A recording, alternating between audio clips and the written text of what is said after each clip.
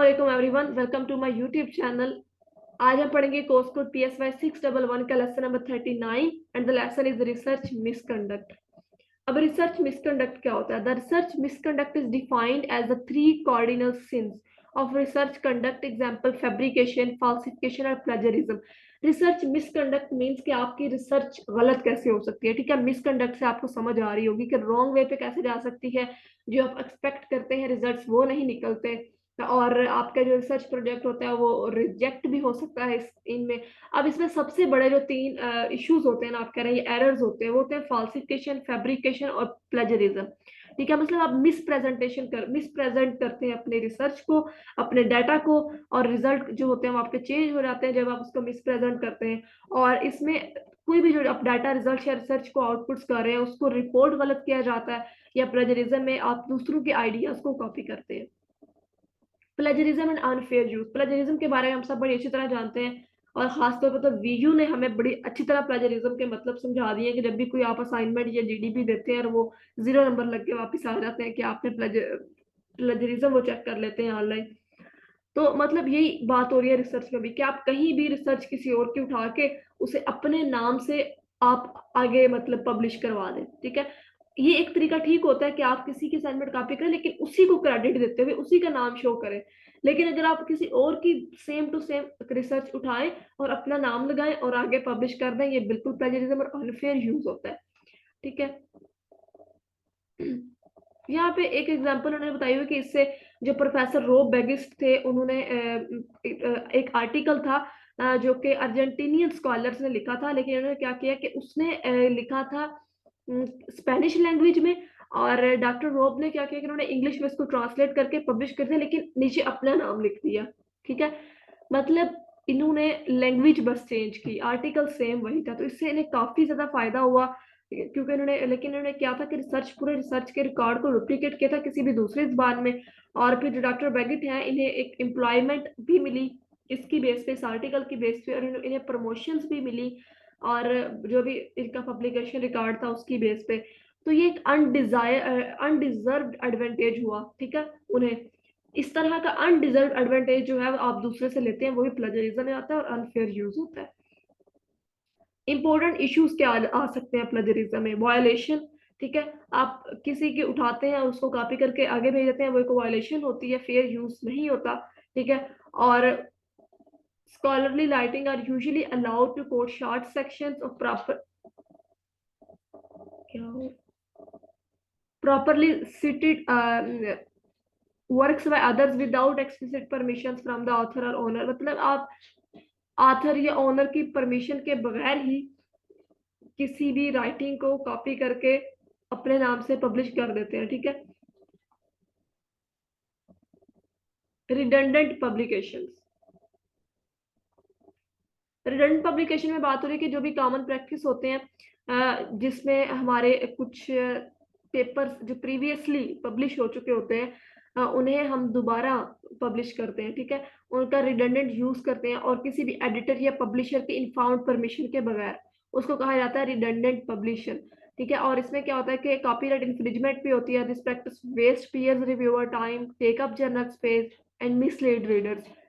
अब इसके नुकसान क्या होता है कि एक तो कॉपीराइट होता है, दूसरा आप पीयर रिव्यूअर जो होते हैं उनका टाइम वेस्ट करते हैं, क्योंकि वो ऑलरेडी उसको रिव्यू करके पास कर चुके होते हैं, दोबारा आप उन्हें वही कॉपी करके भेज देते हैं, और जो रीडर्स होते हैं उसको ये मिसलीड करते हैं। सबसे बड़ा इशू होता है सलामी समटाइम्स ब्लोगना पब्लिकेशन। ये कोई हमारी सलामी वो बात नहीं हो रही जो हम पता नहीं बारात पे या मेहंदी पे देते हैं। ठीक है, या पब्लिकेशन की बात हो रही है। The motivation is typically to increase the number of ones publication. एक मोटिवेशन ही होती है जो मतलब पब्लिकेशंस के को मोरल को हाई करती है, कि वो ज्यादा से ज्यादा पब्लिशर की मोरल को हाई करती है कि वो ज्यादा से ज्यादा पब्लिकेशंस करते हैं, और इस कंडीशन में एथिकल इश्यूज को अप्लाई किया जाता है ताकि आप फेयर यूज में अपनी पब्लिकेशन को कर सके।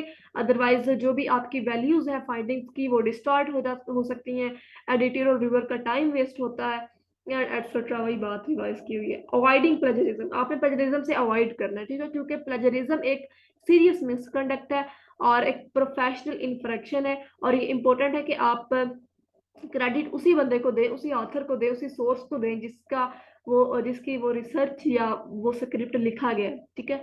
अब यहाँ पे कुछ severity and extent of publications की बताए हुए हैं, कुछ कैटेगरीज बताई हुई है प्लेजरिज्म की कि किस किस किस्म की प्लेजरिज्म होती है, ठीक है।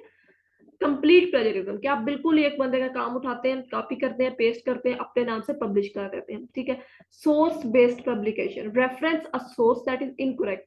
अब आप किसी बंदे की कॉपी करके पेस्ट करते हैं लेकिन अपना नाम भी नहीं डालते, आप किसी ऐसे बंदे का सोर्स डाल देते हैं जो मतलब एग्जिस्ट ही नहीं करता होता, इनकरेक्ट।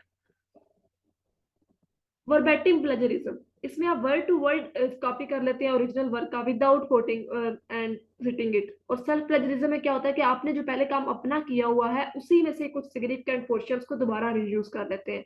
पैराफ्रेजिंग प्लेजरिज्म में क्या होता है कि आप एक दूसरे बंदे का एक टॉपिक उठाते हैं, उसको कॉपी करते हैं, अपने पास पेस्ट करते हैं, लेकिन उसके अंदर कुछ वर्ड्स चेंज कर देते हैं, माइनर चेंजिंग्स ले आते हैं। मोज़ेक पैचवर्क प्लेजरिज्म में क्या होता है कि इंटरलाइंग समवन एल्स फ्रेज और टेक्स्ट विद ओन वर्क, दूसरे का कोई भी फ्रेज या टेक्स्ट कंप्लीट उठा के अपने काम के तौर पर उसको इस्तेमाल कर लेना। Data manipulation is the process जिसके अंदर हम क्या करते हैं कि साइंटिफिक डाटा को फॉर्ज करते हैं, प्रेजेंट करते हैं, चेंज करते हैं with disregard to the rules of academic world.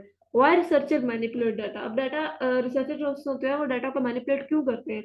वो डाटा कलेक्शन प्रोसेस को इजी बनाने के लिए रिसर्चर जो होते हैं वो कुछ पैरामीटर्स को चेंज करते हैं विदाउट एन एक्सपेरिमेंट, ठीक है। आप विदाउट एन एक्सपेरिमेंट, आपको पता ही नहीं इसके क्या रिजल्ट आएंगे, आप उसके पैरामीटर्स को पकड़ के चेंज कर दें। और फिर इसमें क्या होता है कि सब्जेक्ट की जो परसेप्शन होती है वो डिस्टार्ट हो जाती है और ये एक गलत थ्योरी को लीड करती है। मतलब जो भी आप थ्योरी करेंगे फिर इसकी बेस पे वो उसका नतीजा गलत ही निकलेगा, ठीक है। और ये रिस्की और अनप्रिडिक्टेबल भी हो सकता है। डिसएडवांटेज क्या मैनिपुलेशन का, इसमें कुछ दो बताए हुए हैं कि डिसएडवांटेज ऑफ ऑथर और डिसएडवांटेज फॉर द कम्युनिटी। अब ऑथर के लिए क्या नुकसान हो सकता है कि उसके जो नेम की आई थिंक वो बाद में आएगा, हाँ, नेम की रेपुटेशन जो होती है वो लूज हो जाती है उसकी, लोगों का ट्रस्ट जो होता है, उसको फील्ड में ट्रस्ट नहीं उस तरह मेंटेन रहता, और वो अपने आप को रिस्क में भी डाल सकता है कि हो सकता है कि जो रिसर्च ऑर्गेनाइजेशन है वो उसको बैन कर दे। और द नेक्स्ट इसके कुछ इस तरह की उसे पनिशमेंट भी दी जा सकती है, इसमें अरेस्टेड, जेल्ड और punish in any other way. अब कम्युनिटी को क्या नुकसान होते हैं कि जब भी कोई रिसर्चर कोई गलत इंफॉर्मेशन देगा, कोई गलत कंसेप्ट थॉट्स देगा, तो ये लोगों को मिसलीड करेगी, जिसकी वजह से लोगों के कॉन्सेप्ट्स गलत होंगे और वो जो उन कंसेप्ट्स को जहां पर अप्लाई करेंगे उनके रिजल्ट्स गलत आएंगे, उनका टाइम वेस्ट होगा। उन इसमें से जब गलत कॉन्सेप्ट पर लोग अमल करेंगे, गलत कंसेप्ट्स को अप्लाई करेंगे, तो लोगों की लाइफ को भी खतरा हो सकता है। और जब डाटा मैनिपुलेशन जो होता है ये प्रिवेंट करता है कम्युनिटी की ग्रोथ को, और इसके रिजल्ट्स बेस करते हैं फॉल्स डाटा के गलत होने पर, और जो फिर फेलियर इंसान की रियल लाइफ प्रैक्टिसेस में उसको फेलियर की तरफ जो है वो लीड करते हैं। इमेज मैनिपुलेशन, इमेज मैनिपुलेशन जो रिसर्च में एक इमर्जिंग टाइप बन चुकी है, जो कि रिसर्च को मिसकंडक्ट करती है। नियरली 4% पेपर्स जो से होते हैं इसमें इमेज मैनिपुलेशन यूज की जाती है। Acceptable simply seek to format a picture for publication requirements, और इन अप्रोप्रिएट में क्या होता है कि आप बैकग्राउंड नॉइस को रिमूव कर देते हैं और ऑब्सक्योर बैकग्राउंड नॉइस को कॉन्ट्रास्ट कर देते हैं। डिफरेंट माइक्रोस्कोप फील्ड्स को इकट्ठा करके उसको स्प्लाइसिंग करना, और फ्रॉडेंट में image is modified and effective interpretation of result, removing a band, सिर्फ आप जो कंट्रोल नेगेटिव कंट्रोल लाइन से बैंड को रिमूव कर दिया जाता है। रिसर्च रिप्रोड्यूसिबिलिटी, अच्छा, रिप्रोड्यूसिबिलिटी क्या होता है कि रिसर्च में ये वैलिडेट फाइंडिंग्स की इंपॉर्टेंट होती है। और रिप्रोड्यूसिबिलिटी में क्या होता है कि research is able to duplicate, आप रिसर्च को डुप्लीकेट मतलब करते हैं कुछ फिनोमिनाज में एक्सपेरिमेंटल कंडीशंस में जब वैलिड होती हैं। और replicability is defined when a researcher is able to obtain same results when the experiment is conducted under the same experimental conditions, जब सेम एक्सपेरिमेंटल कंडीशंस के साथ एक एक्सपेरिमेंट को कंडक्ट किया जाएगा तो उसके रिजल्ट्स भी सेम ही निकलेंगे, ठीक है। In order to make the research work reproducible, the researcher should, क्या करना चाहिए रिसर्चर को अपने रिसर्च वर्क को रिप्रोड्यूसेबल बनाने के लिए वो एक्सपेरिमेंटल प्रोटोकॉल्स के डिटेल को लिखे जो कि आसानी से समझ में आ सके, और रिसर्च आउटपुट्स को शेयर करें, ठीक है, जहां पर जरूरी है, और perform experiments with variations to increase the robustness of your findings, refrain from the data fabrication.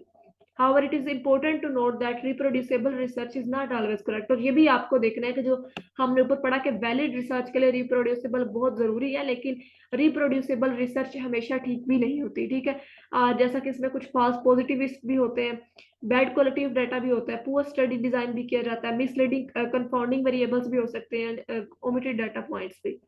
तो ये हमारा लेसन नंबर 39 था जो यहाँ पे खत्म होता है। होप कि आप लोगों का कंसेप्ट क्लियर हुआ होगा। लास्ट भी वही रिक्वेस्ट, मेरे चैनल को लाइक करें, शेयर करें, सब्सक्राइब करें। मिलते हैं नेक्स्ट लेक्चर में। अपना ख्याल रखिएगा। खुदा हाफिज।